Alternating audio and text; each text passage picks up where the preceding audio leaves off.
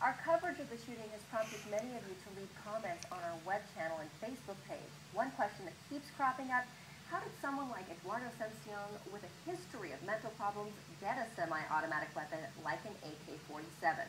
KOLO 8 News Now's Ed Pierce joins us now with some of those answers. Ed?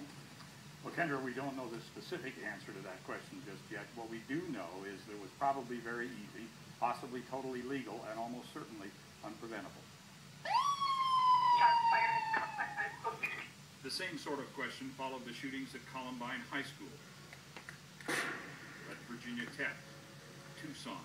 But I had a semi-automatic pistol, and he went in, he started firing.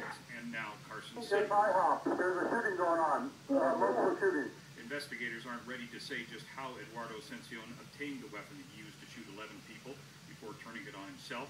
When they do, it could raise issues we can only guess at today. But the simple answer is this. Someone with his history could walk into this Reno gun store and buy this AK-47 today. Like anyone else, he would first fill out a federal form and undergo a background check. John Clement is a retired Reno police officer. He now manages this store. After the form is filled out, we get all that information. There's a number that we call. They run a background check. If it comes back clear, the sale's completed. And all indications are Cencion would pass that background check. He was a U.S. citizen with full rights and no criminal record. He did receive counseling following an incident in South Lake Tahoe in 2000, but he was never charged with a crime, nor was he ever legally judged mentally incompetent. Even though he was apparently on long-term medication, lacking any legal record of mental illness, that issue would never surface. And even if it had, it would hardly have stopped Cencion or anyone else determined to get a gun.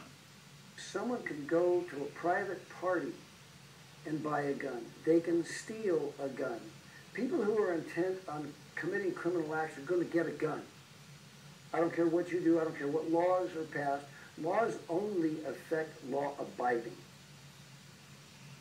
Each of these tragedies seems to hit the replay button on the national debate on guns.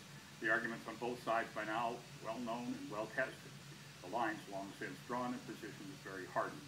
Incidents like the IHOP massacre seem unlikely to change that conversation. There are 300 million guns out there, more coming every day, and with no means of predicting human behavior, some will continue to fall into the wrong hands, and other communities will see the kind of carnage that Carson City saw this week. Kendra. All right, thank you, Ed.